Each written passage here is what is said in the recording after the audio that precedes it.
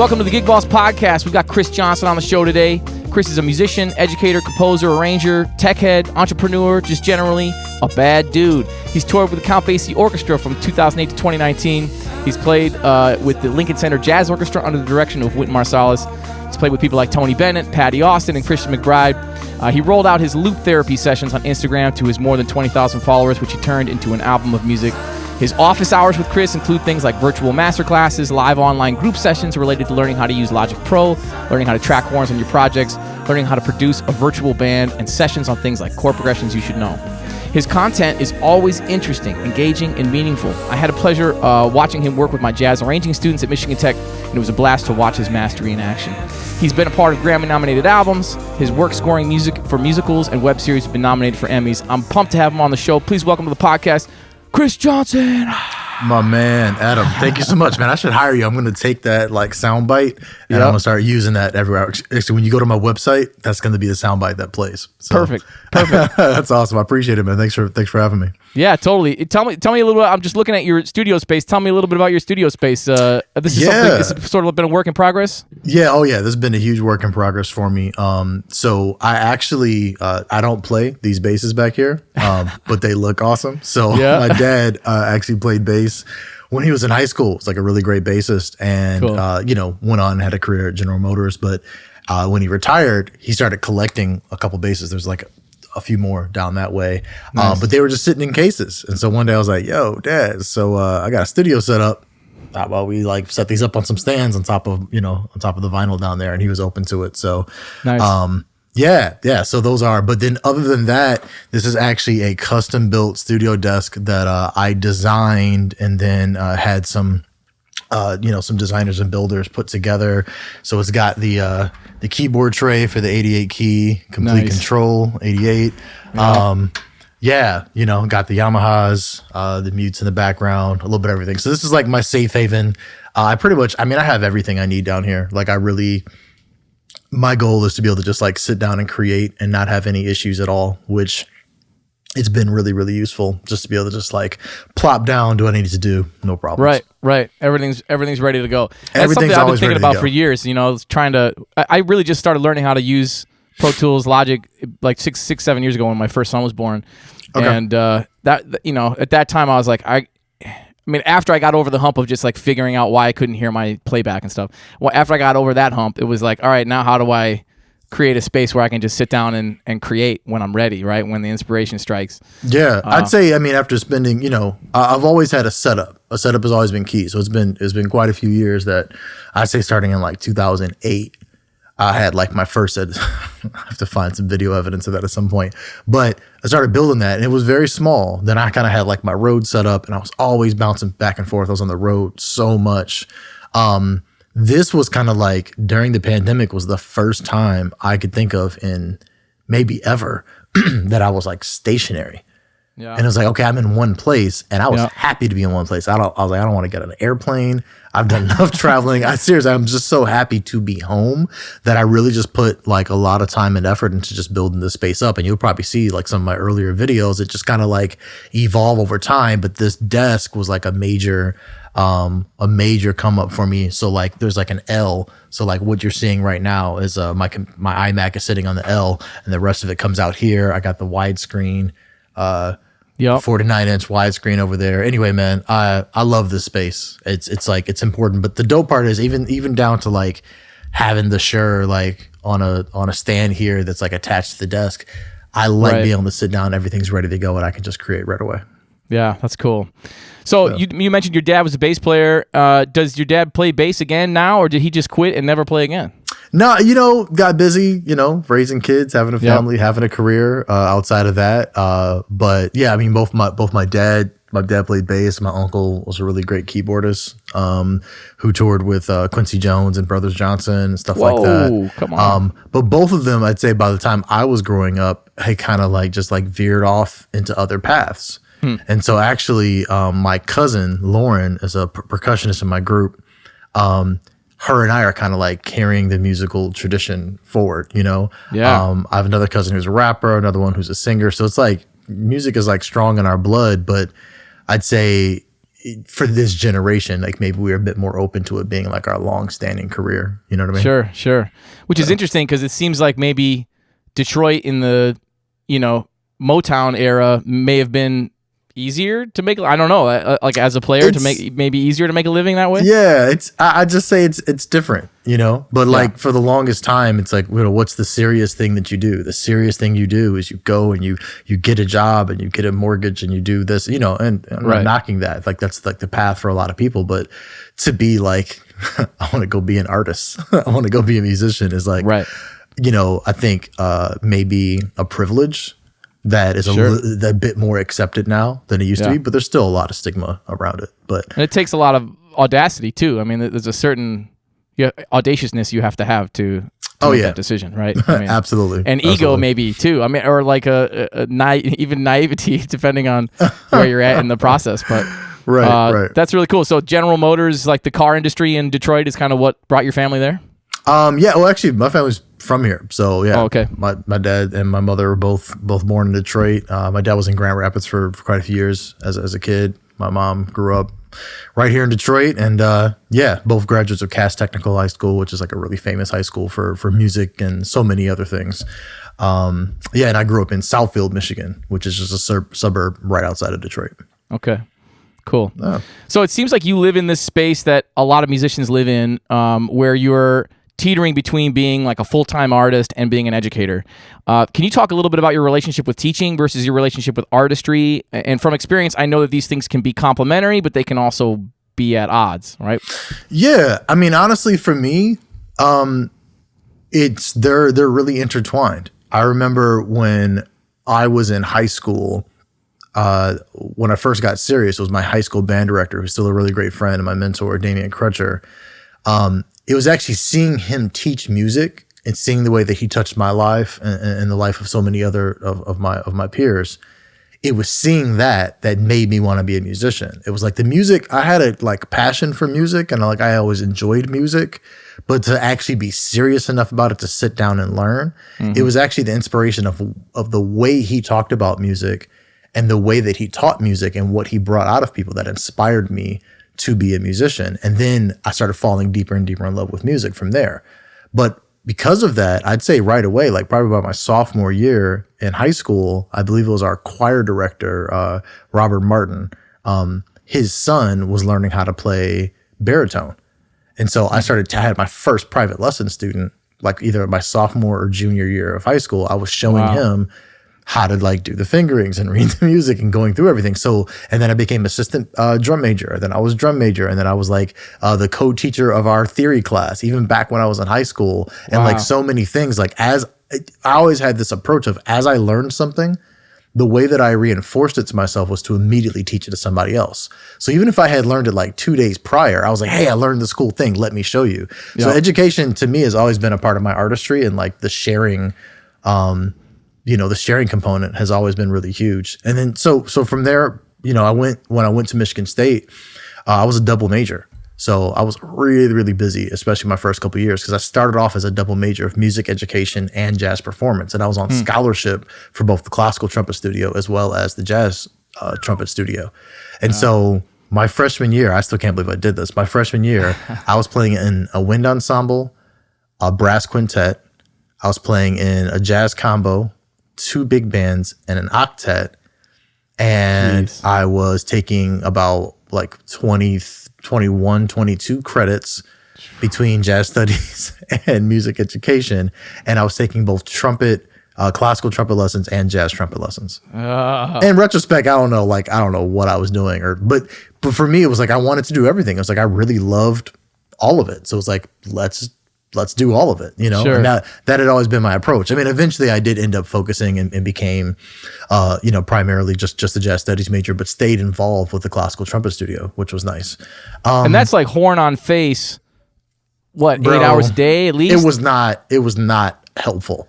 I was fatigued all the time. Right. Who knows? I mean, maybe it was helpful. I don't know. Maybe I built up some endurance or something, but like, my experience was like my face was just tired all the time. Yeah. I remember leaving college and being, I was in a similar boat where I was playing classical and jazz, and I was in brass quintets and jazz bands. And I remember leaving college and not having to play so many hours in a day, and my range just went up by like a third and I was like, all of a sudden I could play these notes that were inaccessible to me. Right. In one sense, you think that it's going to be so like, oh yeah, build my endurance up. In another sense, it's like, no, you're just going to hurt yourself.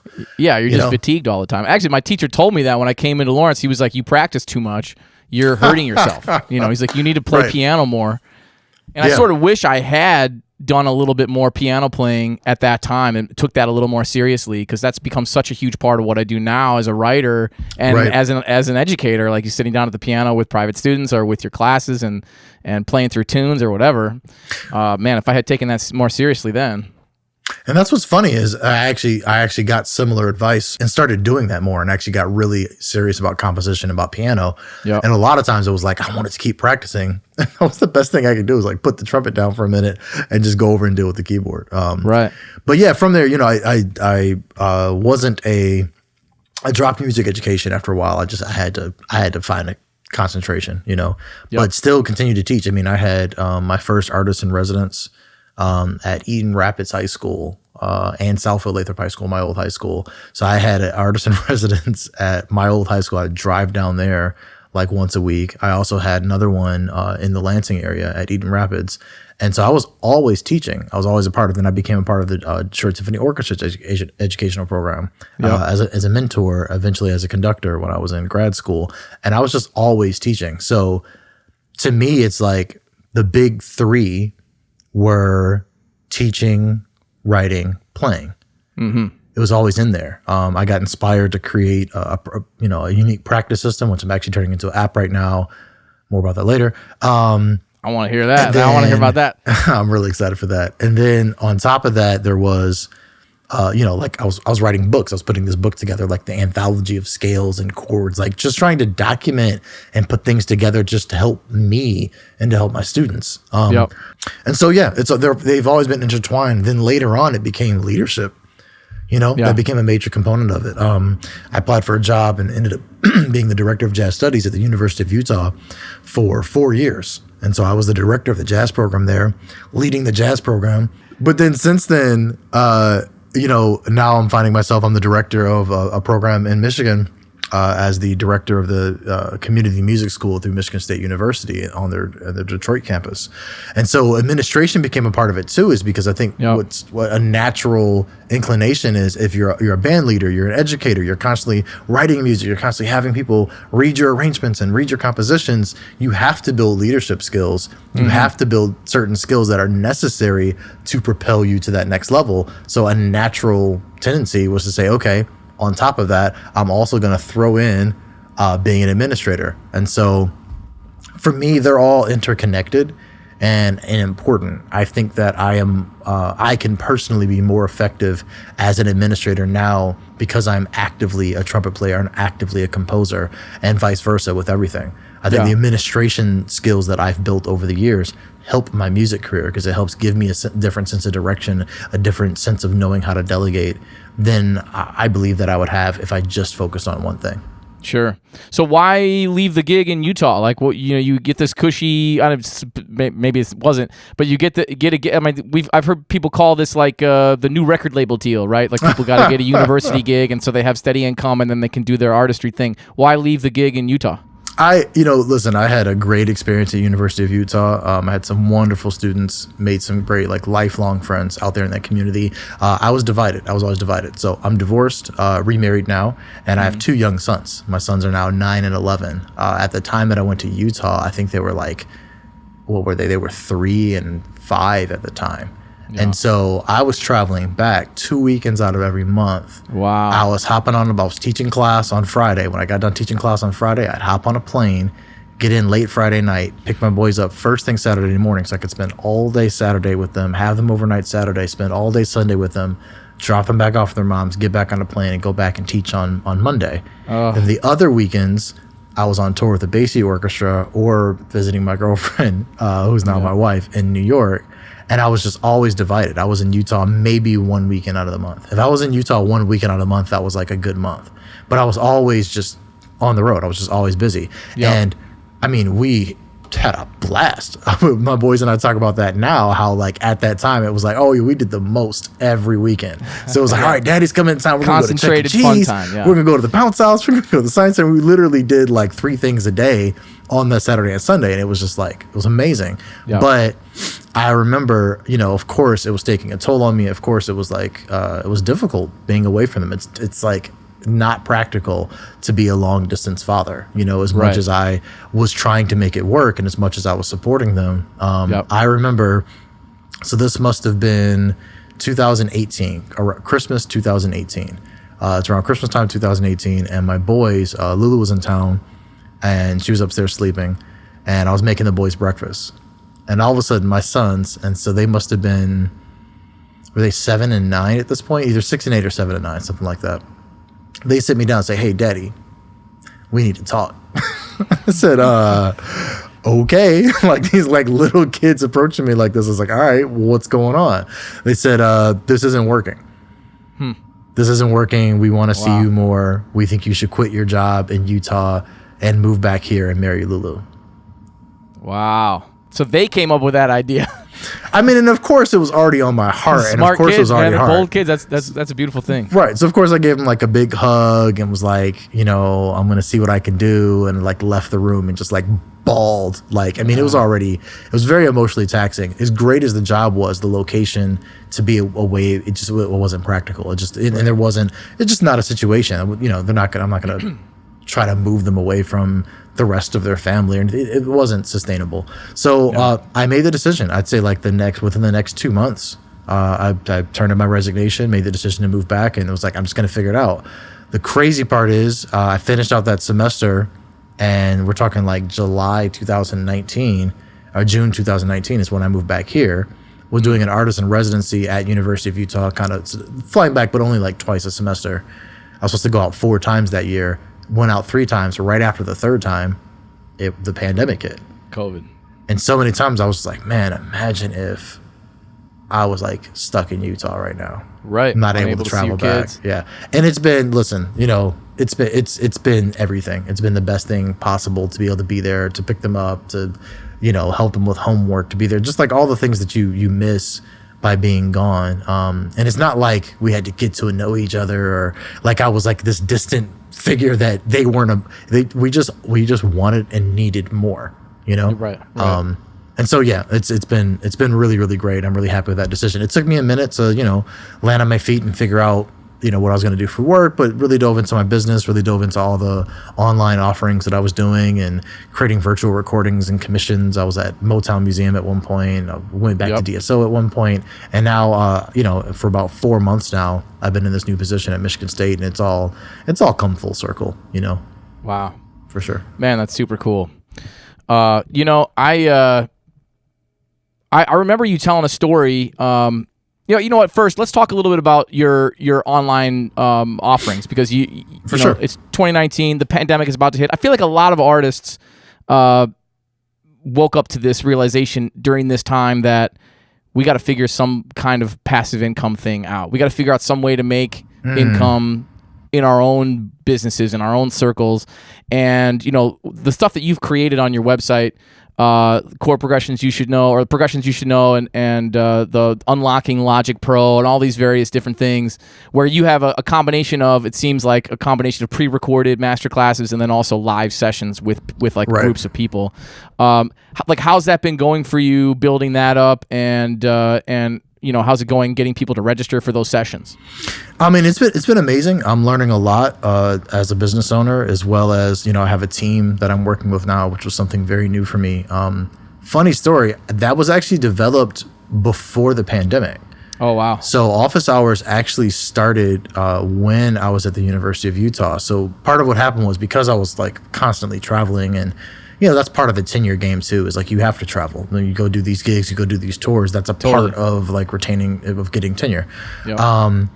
But what would happen was, sometimes I'd be on the road and I'd have an opportunity, and it's like, I got all the approvals that I need to do, but I didn't want to just leave my students with just my graduate assistant, or just, do a bunch of makeup sessions. I was like, what, there's got to be a way that I can still hold class and give them some information. So I just started recording these short videos where I would just it was just me. It's like, all right, class, today we're working on XYZ.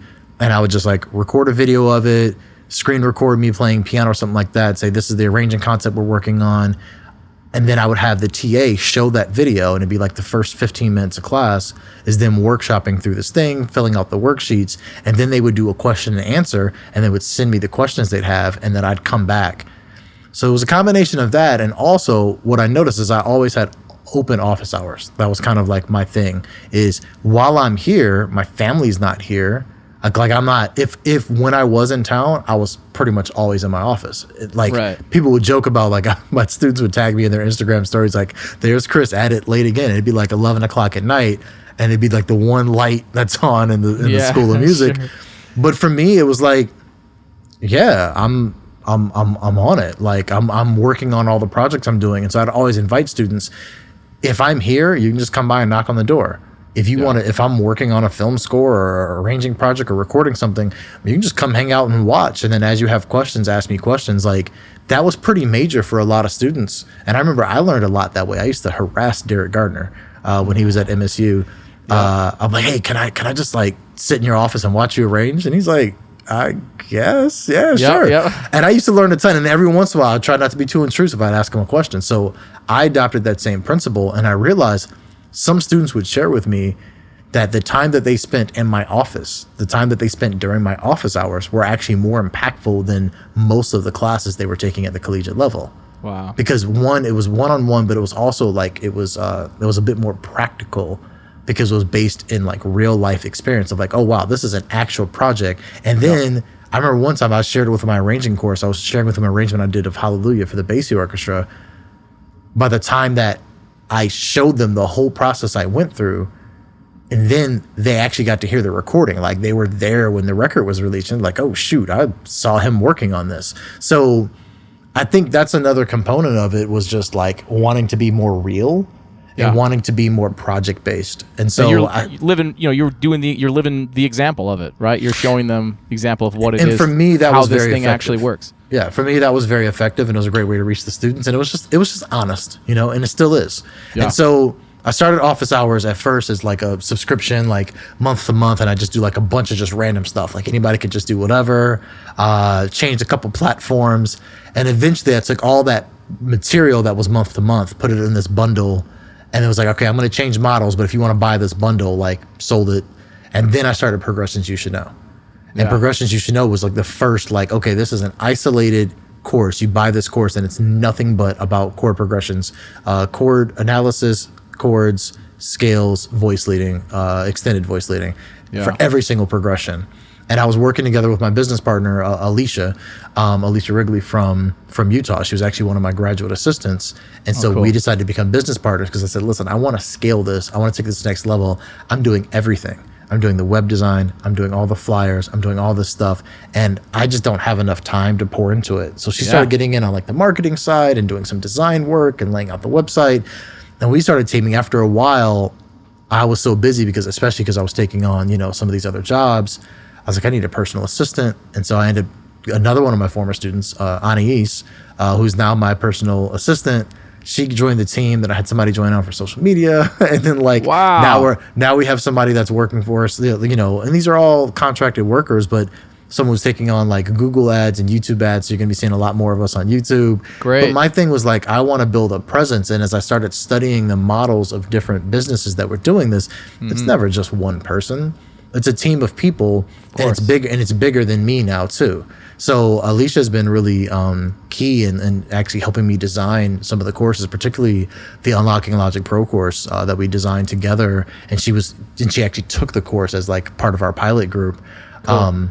But that's what's been important for me is now, okay, whether it's a pre-recorded course like Progressions You Should Know or Virtual Band Production, or if it's a hybrid course like Unlocking Logic Pro, my thing is, what are the things that make sense for you to have access to as a student that are pre-recorded? Some of these materials, I've taught this lesson again and again and again. Let me just record it really well, make it really high quality, document it. Here it is as a student. Now, if you have follow-up questions, just hit me up. Right. Then there are other things where it's like, okay, with Unlocking Logic Pro, the students were really craving accountability. They needed the information and they needed accountability to put it into practice. Yep. Great. Here's like about an hour worth of pre-recorded material that will definitely get you to learn how to use Logic. Then from there, we're going to have 4 weeks of classes Actually, I have one coming up this Sunday. 4 weeks of classes where we meet for 2 hours. We meet for an hour and a half and just walk through creating projects. I give examples of stuff, walk them through different things, and then they send me projects and I send them feedback videos. Cool. It's been great, man. Honestly, I really prefer this way of teaching versus the traditional classroom. For me personally, it's like, I mean, this is my vehicle for teaching right now, is teaching online, and that's really key. I think people are more comfortable. I record every session so they can go back and they can watch every session and take further notes and dive deeper. Yeah. The students are more present because instead of having to take notes in the moment, they're really immersed in the experience. I'll let them know what materials are already in the pre-recorded videos versus which ones they should probably write down right now. Yeah. And it's been a great resource. And then I leave all the information up on a portal, so anytime they want to come back to it, they just log in and they can watch it. And it's kind of customized too, because we had unique sessions, because we had unique user feedback videos.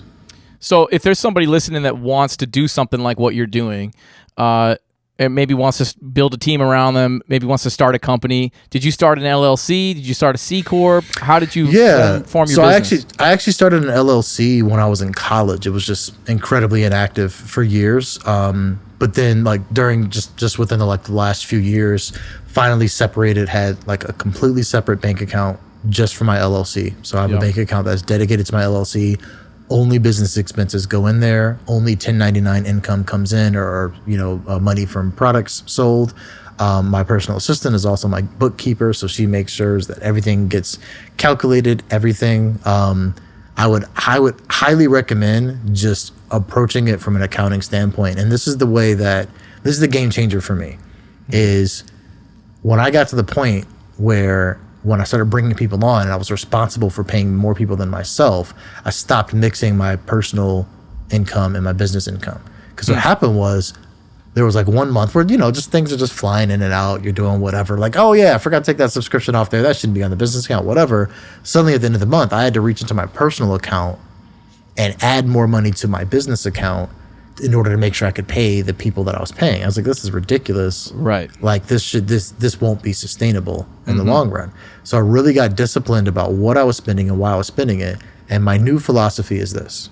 And I actually I'll probably end up doing like a webinar or a course around this. But my new mindset as a business owner is, no one pays Kris Johnson to write an arrangement or to do a master class or to do a gig or anything like that. I don't get paid to do that. Kris Johnson Music LLC gets paid to do that. And as an employee of Kris Johnson Music LLC, I am sent off to do any of these things. And I get a consistent monthly rate that I personally am paid from Kris Johnson Music LLC. Like a salary. I just get a consistent salary that I pay myself from my business that is sustainable. Because as musicians, you know how it is. Like, oh man, I got this $500 gig. I'm going to go spend it on this, this, and this. Yes. If we can get out of that mindset and say, here's my budget. This is what I need to survive. And I'm going to give myself a little bit of room to play with. I'm going to give myself a little bit of room to save. Right. And January, February, it's like you start to run into months where gigs are slowed down. You don't make as much money playing gigs. Yeah. Then it's like, how do I handle these swings? I directed the South Dakota All-State Big Band when Bob Reynolds was doing the All-State Combo the same year. So Bob Reynolds and I got to hang out a little bit. And he talked a lot about this, creating a bank account that's separate from your other thing, paying yourself a salary, building it up enough so that you have enough of like a seed in the account so that you can pay yourself a salary and keep that consistent. And then as you slowly build your salary level up, right? Or build a team and start to pay people or whatever it is. Absolutely. And so like when, if a big job comes in, it's not like I get excited. I'm like, oh, I can get this. No, not at all. It's okay. Great. The business account is healthy. We have what we need. If something comes up, it's like, hey, I really need to add this piece to my studio, which I don't need to add anything else to my studio. I went a little crazy last year. Yeah. But if something comes up, it's like, great, that's a business expense that's reasonable, but it keeps me disciplined as well. Yeah. And as it increases, I try not to increase my lifestyle. Right. That's like basic financial literacy too, which is something I've been trying to figure out. This is my first real job as well, or as an educator. It's like my director of jazz studies at Michigan Tech. Before this, I was adjunct at a couple different universities and colleges, but I was mostly just a full-time player. And it was like that. It was feast or famine all the time. And I was constantly trying to get ahead of it. And stay ahead of expenses and stuff, and it's not like we ever even bought anything crazy. It's like anything I would buy would either be to continue to do music at a high level or to feed my family. But it's like still it became this constant struggle. Like, how do I get ahead of this, and how do I how can I structure my finances? Absolutely, to be more healthy. And to me, what I'm just amazed this isn't taught.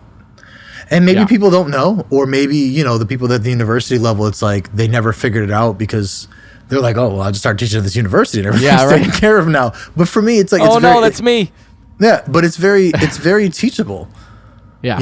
Now that this information's here, but that's part of it for me. This goes back to like what I talked about when I said I like my approach even when I was in high school. Oh, great. Now that I learned this, I immediately want to teach this. Yeah. Yeah. I get really excited about like sharing. I mean, often when I talk about jazz arranging, I usually tell people I got this from my Solomon. That's right. Me and Solomon. Solomon one time, Solomon Parham, one of my best friends. He was my mentor when I was in high school. Just an amazing dude. Yep. One time he asked me, he's like, Kris, he's like, is it lonely? I was like, what do you mean? He's like, the amount of information that's in your head about arranging and these different things that like you probably don't have a lot of people to talk to. Yeah. Is it lonely? I said, you know what? It kind of is sometimes. There's certain things where it's just like, I got all this like dope stuff I'm doing, but like, I don't necessarily have a bunch of people that understand it. Sure. So part of what has been really cool, has been having this platform to be able to share. I'm starting a Patreon right now, which is going to be like less educational and more like behind the scenes of just like, yo, I'm in my studio and I'm working on this arrangement. I'm just going to screen record. And if you want to watch, like, chime in. That's probably the thing I missed the most about being on campus, honestly, was like, just show up and just watch me do my thing. Right. Have you done Twitch streaming at all? Anything like that? Yeah, I haven't. I think I'm going in the direction of, I've thought about that. I'm going in the direction of the Patreon because I think I can get the quality like a bit higher for what I want, and then I can include other stuff into. We'll do like a couple of prompts and different things. I'll make sure I let you know like when that gets approved, when that goes out. But for me, it's like I'm finding a lot of value, and I'm finding a lot of personal satisfaction in being able to share this information and watching people be helped. There's a couple of students of mine who like I shared even something as simple as my finale template with. And every once in a while I'm on their story and I'm laughing because I'll see a lead sheet and I'm like, I know that font. That's Optima. Yeah. That's that Optima font. And like you're using my template. That's exactly what that's for. So it's like a scalable, measurable change and impact that I'm making on my students. And I take a lot of pride in that, Yeah. So are you purposefully giving some things away and then keeping some things behind a paywall as a way of like gateway for people to find you and your content? Yeah, I mean, for me, I give a lot away. I'd say I give like, I don't know, like, do you follow Gary Vee at all? I know about Gary Vee now. I've been looking at his stuff. Yeah, he's wild. Gary Vee's wild. But one of the things that I learned from watching his material is basically just talking about like, if you just have this model of just adding value as much as possible, you'll be successful. And that's always been my thing. Is like, I wasn't thinking about the money side of it. I was like, okay, cool. Here's all the stuff. And so, especially when I first started off with like my office hours, social media, it was just like, here's lessons galore. What I find is that the students actually appreciate the opportunity to be able to have something that's more concentrated, and they appreciate the value of paying for something that is going to be at a different level than the free stuff. Because I can give away all this free stuff and it can be sporadic, but it's like, no. This thing is paid because I took the time to organize it, make it digestible, make it sequential, make it project-based, and make it in a way where you will truly be successful. Random information is great, especially when you already have like a really strong foundation. Yeah. But if we're really trying to learn and grow, we need structure. So to me, the more structured approach is behind the paywall. Random free advice and different things and cool things is stuff that's going to just be available to everybody. Right. Yeah. Man, that's super inspiring. Hey, I want to go down the trumpet nerdum lane here a little bit. All right. Look, can we talk a little bit about touring with Count Basie? Like, how did you get the Count Basie Orchestra gig, and what were those tours like? Yeah, for sure. So when I was at MSU, I mentioned I studied with the great trumpet player arranger Derek Gardner, and he had played for a number of years with the Basie Orchestra in his like early 20s.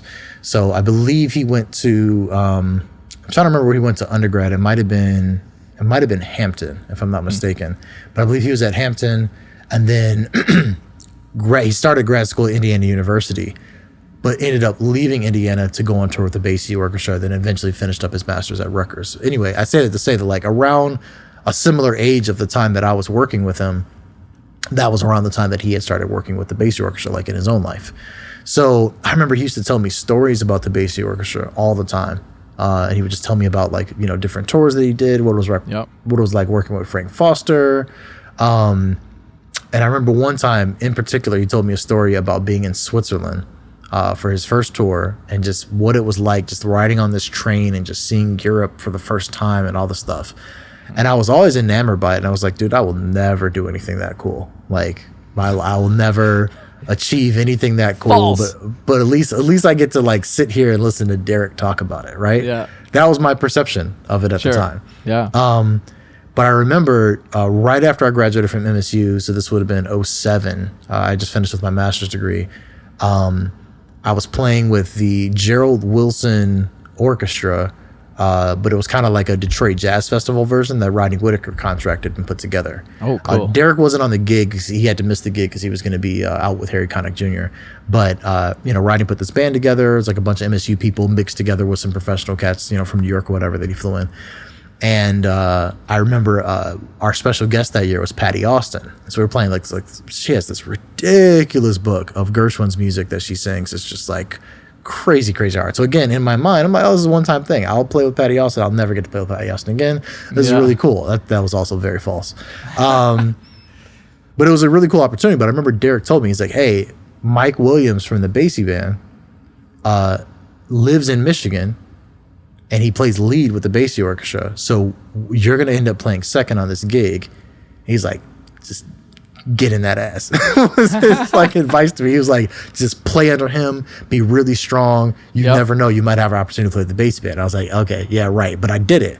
And every part we played, I was just under him and just supporting him and just like nailing the parts. And we got along. We hit it off like right away. We were really getting along well. And I remember at the end, like the gig was very successful, all that. And I was like, hey, Mr. Williams, I really enjoy playing with you. I'm hoping one day I might have the opportunity to play with the Basie Orchestra. It'd be great. He's like, it's never going to happen. He's like, they only like to work with cats from New York. I'm the only one. There's only very few of us who have been with the band for a very long time. We're based outside New York. I really love playing with you, but that's not going to happen. And so I, walked away like a puppy with his tail between his legs, just, very sad about it. I was like, okay, I guess I can't do this. But then next thing I know, like a few months later, like this was like September, I'd say by like November, I get a call from Derek. He's like, you're about to get a phone call from D. Askew, the manager of the Count Basie Orchestra, because they want you to go on tour with them. I was like, Derek, stop playing on my phone. Things are really hard right now. Like, it's not funny. He's like, no, I'm dead serious. Get ready for the phone call. And he hangs up.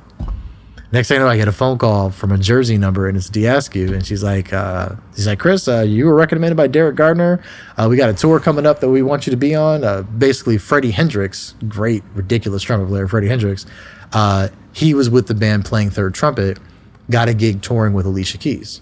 Great for him. It was beautiful. And Freddie, if you don't know his playing, man, Freddie's just a beast. Cool.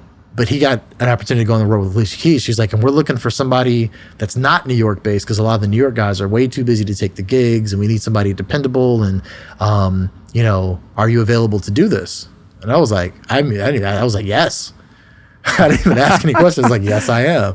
I was like, so do I need to audition? Are you going to send me some material? She's like, Derek Gardner recommended you. That was your audition. That was your audition. You got the gig, yeah. Oh.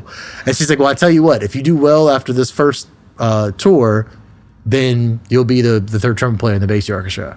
Yeah. I was like, okay, thank you, Miss Askew. Can you, she's like, send me your information for the flight, whatever. I was like, can you email me some music? Can you fax me some music? Like whatever, like, so I can start practicing, whatever. She didn't answer that question. She moved on to something else. Mm-hmm. So I was like, okay. So next thing I know, I get the email and it's a 6-week tour.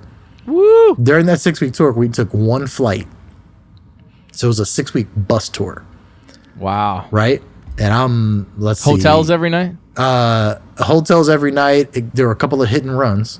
Yep. Couple hit and runs. On the bus? Yeah. We're just sleeping on the bus, moving to the next city. And I was, 2007. So I was 24 at the time. Wow. Right?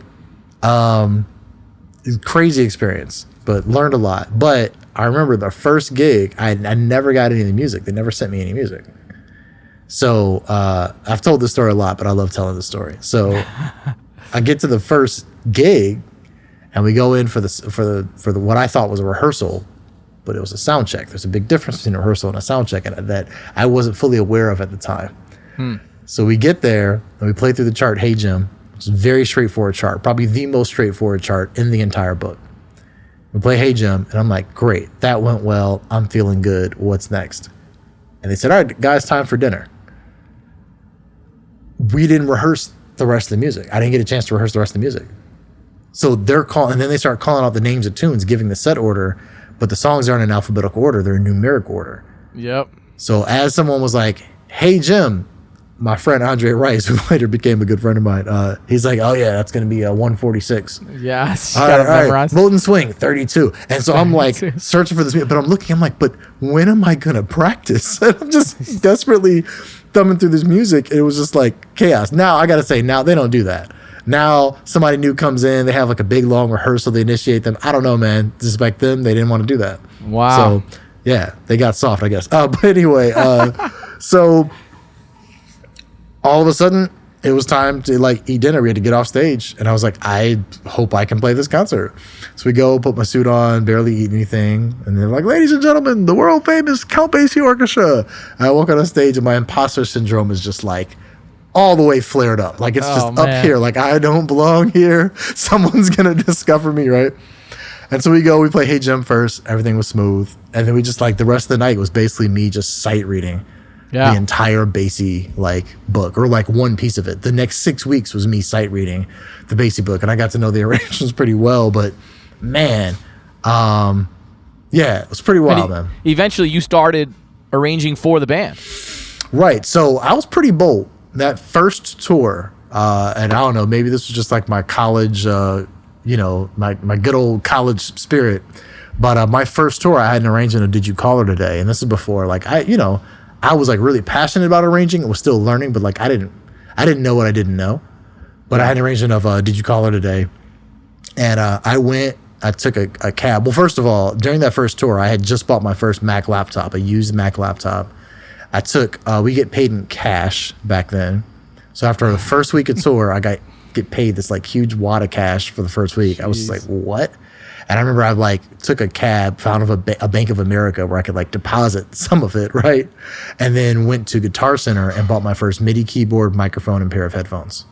That was like my first studio setup, because like I was like did nothing with DAWs when I was in college. Right. Like maybe in one class I had one project I had to do, but I knew nothing, right? So I went and bought my first like everything. As a matter of fact, that key station you have behind you there, it was that M Audio 49 key station. Yep, that's the classic, right? That's the classic, yep. I had that mug and a pair of headphones and a USB M Audio microphone, not even an interface, just a USB mic that plugged right in. And I was constantly writing and creating on the road. But so what ended up happening was I probably like 3 weeks in, I was feeling pretty bold. I asked Bill Hughes, the late Bill Hughes, I asked him if I could bring an arrangement into one of our sound checks. He's like, all right, Young Blood. My name was Young Blood for like a few years. All right, Young Blood. Yeah, sure, you can do that. So again, I found a Kinko's, right? Found a Kinko's, went to the Kinko's, had all my stuff on USB and printed out charts and taped them and everything. Yep. Brought them into a sound check and we read it, and man, it was like, it's a good chart. It's still a chart that I revised it, but it's still a chart that I like play with some high school groups now and have done some work with. But the issue was it wasn't written specifically in the Basie style. The other issue was that it was the same changes as in a mellow tone. And we have the famous Frank Foster version of In a Mellow Tone. So it's one of those charts that was never really going to get played because like, yeah, we could do this or we could just do In a Mellow Tone. And that's like the classic deal, right? Right. Huge brass solo, required a lot of practicing. But I remember I got feedback from the guys. A couple guys were like, oh man, I really enjoyed that. Quite a few were like, nah, the range is all wrong and this is off and this is all, like a lot of things that I needed to correct. But it was like a really big learning moment of having these like professional cats read the charts, and I learned a lot. That's such those are valuable moments, right? When somebody actually is honest with you about something. It's like, I'd much rather have somebody be like, hey, this is what needs to be fixed. I mean, I feel like, especially in the Midwest, we get really like, because people are actually speaking directly to us. And it's that's so important for learning, you know? I did this Roy Hargrove tribute with Justin Robinson came and played, and we played a tune together. And after he pulled me off stage and he was like, man, I could hear that like, you were really trying to do this thing and the band was really trying to do this thing. And it's like, you got to just kind of let go of the changes and just play what the band is playing. Because it's like you were trying to stick too close to the thing and the band was really exploring. And it was just like, it was such a great moment, man. It was a moment where I was like, oh yeah, okay. And I kind of changed my whole, I was like, okay, I've done all this prep. Now I got to forget it and just play with the band. Right. And I was so worried about playing everything right because Justin was there. Right. He's like, man, you got to let go. And here's the thing is like, as much as we, you know, to me, it's like, you look at a doctor, right? And one of my professors, Randy Gillespie at MSU, used to always say this. He's like, you got a doctor. What do? They go to school. They go to school for, 6, 8 years, however many years. And then what do they do when they get out of school? They do their residency. And then what do they do after that? They go into their practice. I was just like, it touched me, man. It was like, wow. He's like, they still are practicing what they're doing. Yeah. And so it's like you learn all the stuff, but you need to go out and your practice, your real life application is doing it. Right. Learning on the job. So I 100% agree. And it was like, I could have taken that and just been devastated by it and just been heartbroken. But it was like, you know what? No, I'm going to use this. Okay. What are the things that are a problem? What are the things that came up? Great. The next time I brought an arrangement, and it was like a few months later, it was a first European tour that I ever went on. And it was 2008. And so I go on this tour and I brought an arrangement that I had done of Marcus Belgrave's All My Love. Marcus Belgrave, great trumpet player and educator in Detroit. Yep. That was one of my mentors growing up. Sadly, he's passed in recent years. Amazing musician. I can't say enough about him. Just really influential to everything that I do, especially as an educator and everything. But I brought in one of his tunes, All My Love, and the band loved it. It's funny. I revisited that because I'm going to play that on a concert that's coming up, and I had to edit a lot of things, but it worked. It was cool. The vibe was cool. Yeah. And I remember we rehearsed at the sound check a few times, and we were in Italy. And then all of a sudden, I look at the set list, and All My Love is on the set list.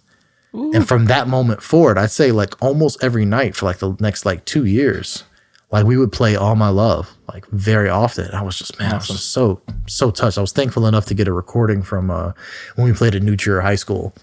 Then from there, I left the band for a little bit when my kids were first born. When I started touring again, a Christmas album came up, and I was asked to arrange Sleigh Ride and Let It Snow for an album we were doing. That was my first time writing for a project. I wrote what I considered to be like my opus for Sleigh Ride, and I put a lot of work into, Let It Snow as well. We rehearsed Sleigh Ride one time in a rehearsal, and they just like, just cut it.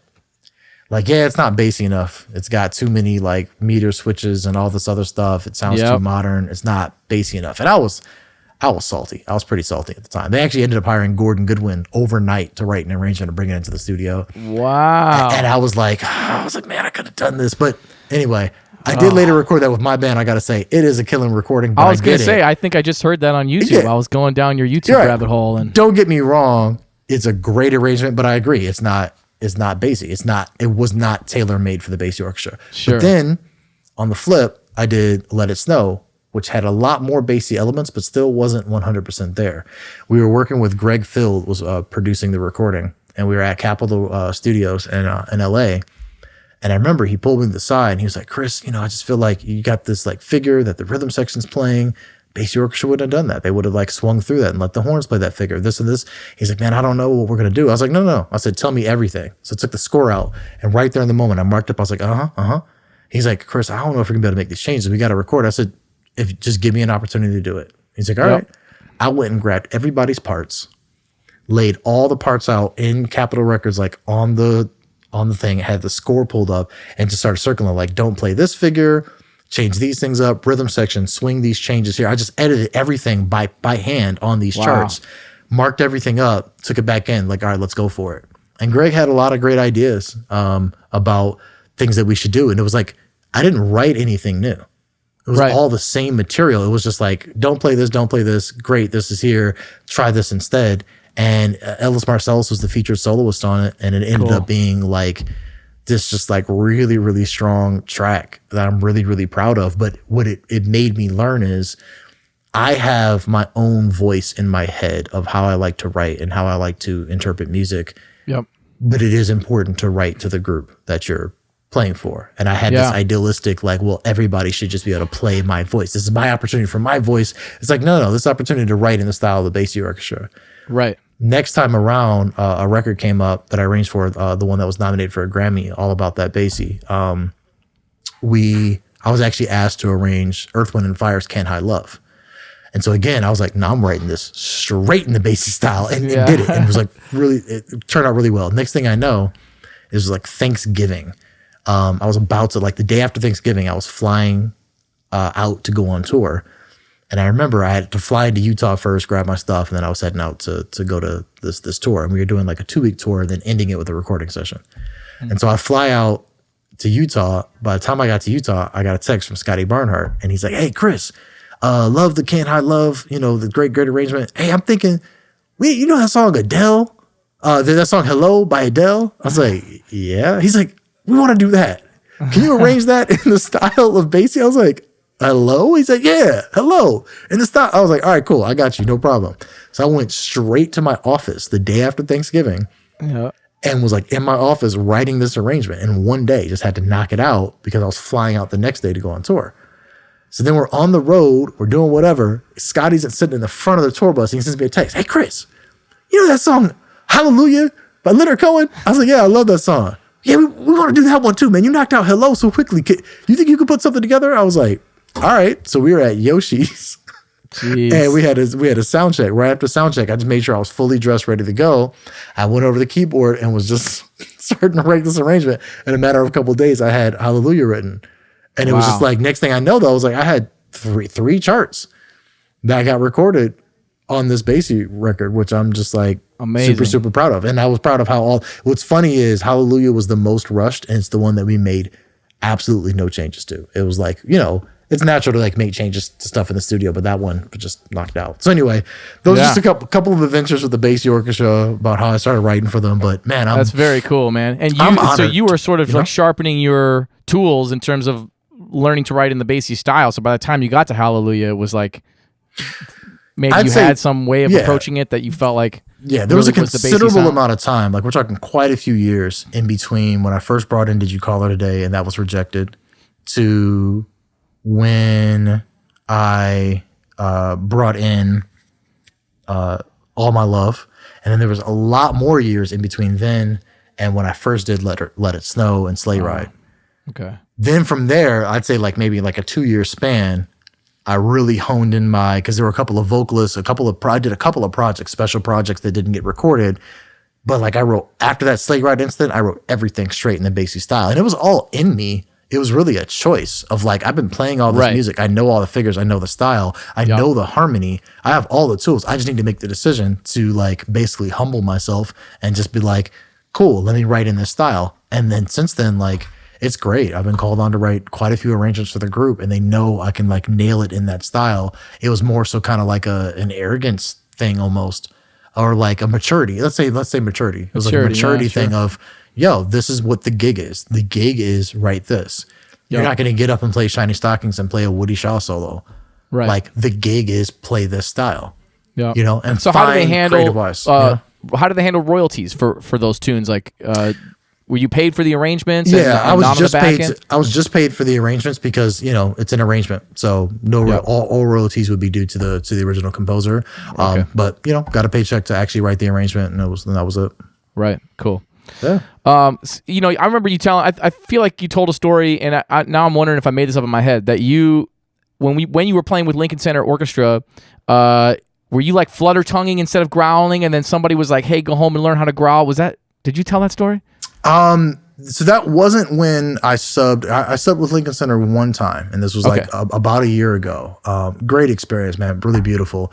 Yeah. But no, it was actually in a master class when I was in college. Oh, okay. When I was in college, Winton came to MSU and did a master class, and I was playing the song "The Shepherd" by Duke Ellington, and and when Winton came and did a master class and like led this master class with me as the soloist on that piece, and I was fluttering everything.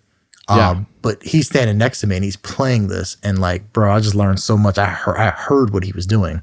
Yeah. I felt what he was doing. And I had listened to recordings of him and I never knew how he got the sound that he got. But when he was next to me, it's like, oh, that's how you do that thing, So yeah, definitely just hearing him like physically growl and like sing an extra note to get this sound out was like life-changing, Yeah. I heard Terrell Stafford tell a really similar story about subbing, I think maybe with the Vanguard Big Band with Faddis playing lead trumpet, maybe. It was some band. It was a band in New York City. This was like 2006. He told the story where he was on the gig and he was flutter tonguing to growl, and Faddis was like, "Go learn how to growl or you're not on the gig," something like that. Wow. And Terrell was like, "So I had to figure out how to." And I remember hearing that in 2006 and being like, "I still can't figure it out." And even just in the last couple of years, I figured it out finally. Oh, good. And it's such a different thing than fluttering. I mean, it's like it has a different velocity, a different visceral feeling to it, right? Yeah, than fluttering. Absolutely. And now I like it, and so now I have to be like conscious about not doing it. I'm like, don't do it all the time. It's too much. Yeah, exactly. But it's a fun thing to unlock, man. Yeah, absolutely. And for me too, it's like I'm thankful that playing with those sounds and learning how to be expressive in different ways was like a pretty important part of my upbringing, especially when I was in college. I mean, I was hanging around Wyclef Gordon at one point, who taught at MSU, this masterclass with Winton. And so I picked up on a lot of that type of stuff, and I've always just naturally wanted to incorporate like unique sounds into my playing, for sure. Cool. How'd you get started like scoring web series and musicals and stuff like that? Was that stuff that started in college, or did you do that after? Yeah, it was something I always wanted to do. I was always very interested in musical theater as well as film. For me, it was like Spike Lee films and hearing Terrence Blanchard scores or Bill Lee scores, in some cases. That's what was transformative for me, was just like seeing these like super, super like black movies, like super, super African-American culture, like beacons, and then hearing like this beautiful like orchestra play like the sound of like the Black American music canon, like those sounds translate into orchestra. I got really serious about it. Terrence Blanchard's jazz and film was very transformative for me as well. Cool. And so it was something I was always interested in, but just never had the opportunity to. And like, man, technology has exploded in the last 20 years. Yep. So back then it was like it just wasn't as accessible. But I remember I was already with the Basie Orchestra, and there was a website called Mandy.com that was like the Craigslist of like the film world, right? Where you would just go in and just like basically like search like film composer needed. And it was like they had everything from like, like the Griffs and the like, cinematographers, all that stuff. But you would go in and I would just like apply for these listings. And I just had like a spiel like, hey, here's some of my recorded music. That's what I want to do. But like a lot of these were like free opportunities. But I couldn't get any of them because I didn't have any of my music synced to film.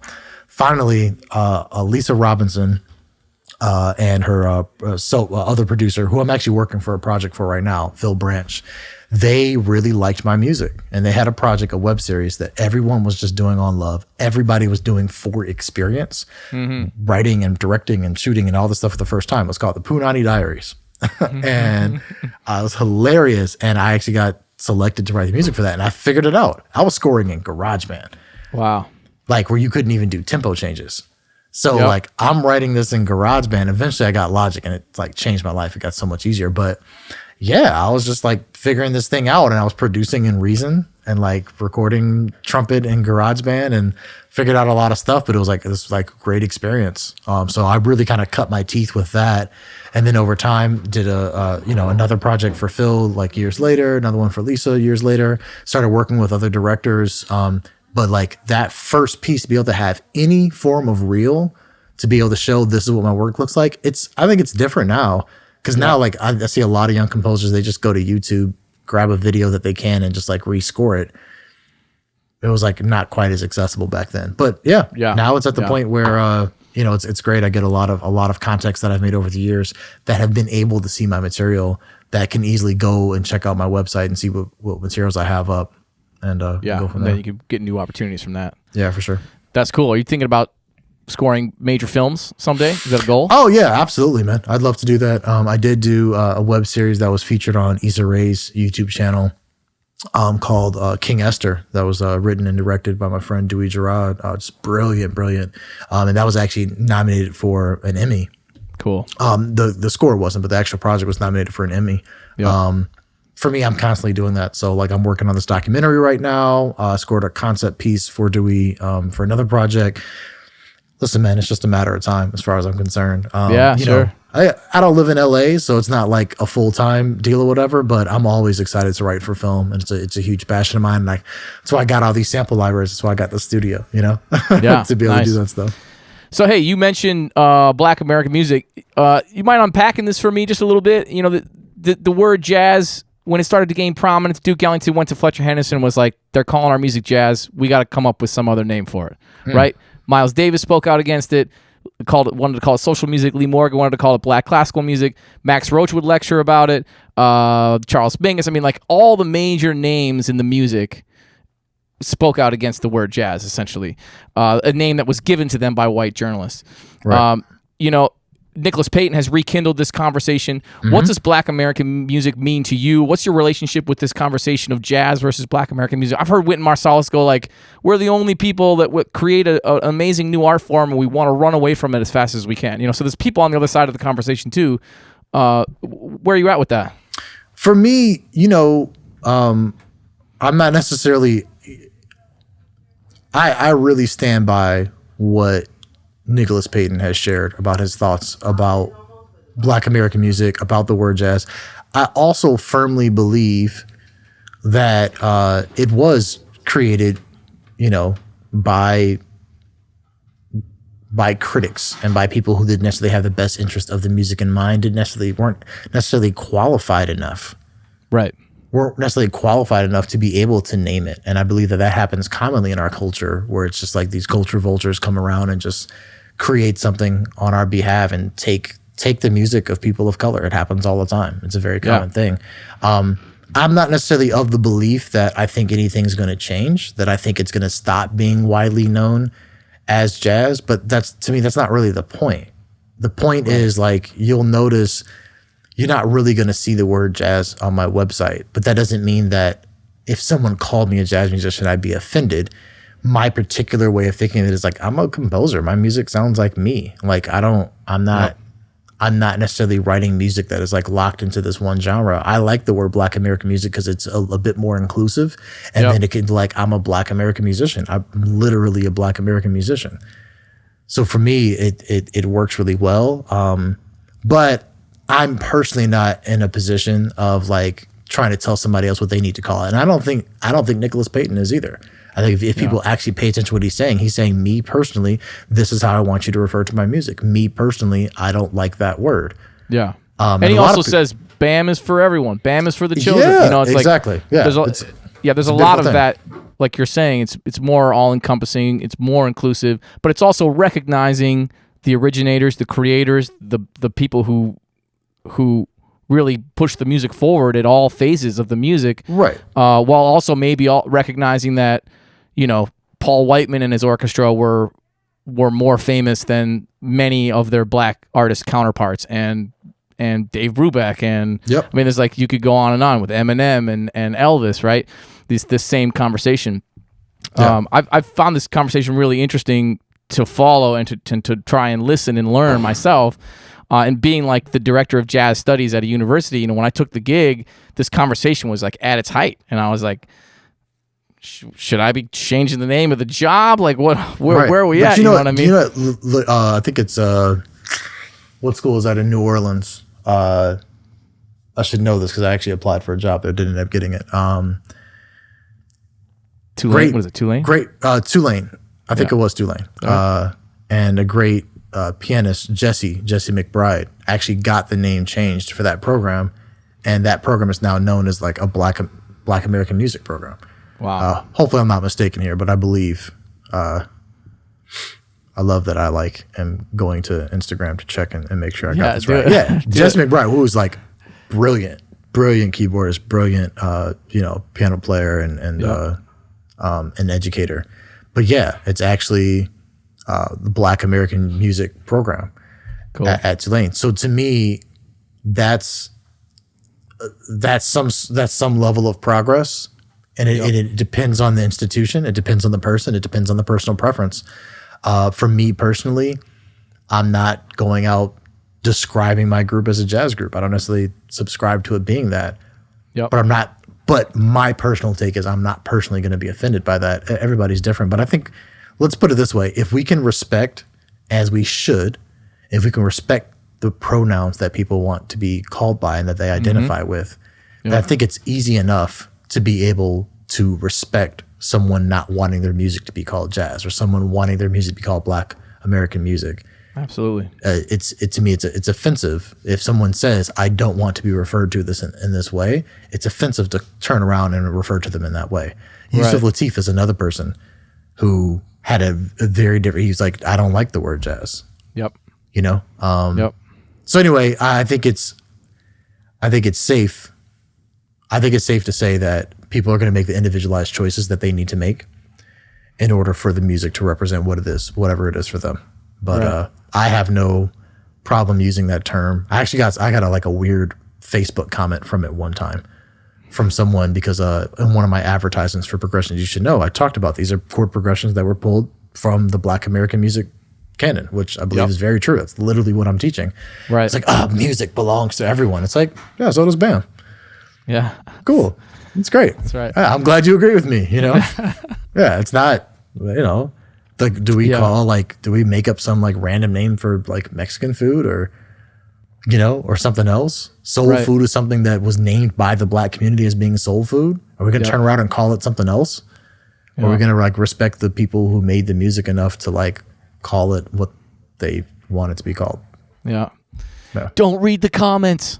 Exactly. Yeah. I was told that. There's always so much trash in those comment sections. Hey, so what do you have planned coming up, man? To kind of wrap it up, what do you have coming up? You doing stuff with your large ensemble at all? Yeah, two major things. One, obviously right now leading the team at Community Music School, Detroit, super proud of that. Working with my alma mater at Michigan State, offering lifelong education, music therapy, early childhood music, private lessons, group lessons, ensembles, everything, music production, quite a few things. So anybody's in the Metro Detroit area at any age and you're looking to continue your musical studies, please visit us at cms.msu.edu. Get involved there. And we'll link down the show notes too. Yeah, please. In addition to that, two major projects coming up. I'm actually leading a band through the Detroit Symphony Orchestra. It's actually the Paradise Jazz Series Big Band. So this is the first professional big band through the Detroit Symphony Orchestra. So it's like a bunch of just like hard hitting great musicians from the Detroit area. And Terrence Blanchard is our special guest. So that's coming up on April 30th. So dso.org for more information about that. And then also more information should be coming out soon, but a musical I was commissioned to write, Haitian Street the Musical, is going to be premiering during the last 2 weekends of July. So you can definitely stay tuned to any of my social media feeds at Kris Johnson Music or KrisJohnsonMusic.com, where I'll post more information about that. Tickets aren't on sale yet, but once that does become available, I'll make sure I'll be spreading the gospel about it. So those are major projects for me, man, on top of just, all the random stuff that pops up that I'm working on. Totally. Yeah. Well, thanks, man. This was awesome. I really appreciate you doing it. Yeah, my pleasure. Thanks for having me, dude. Yeah, this was great. All right. Talk to you soon. All right. Thanks, man. Peace. Yep.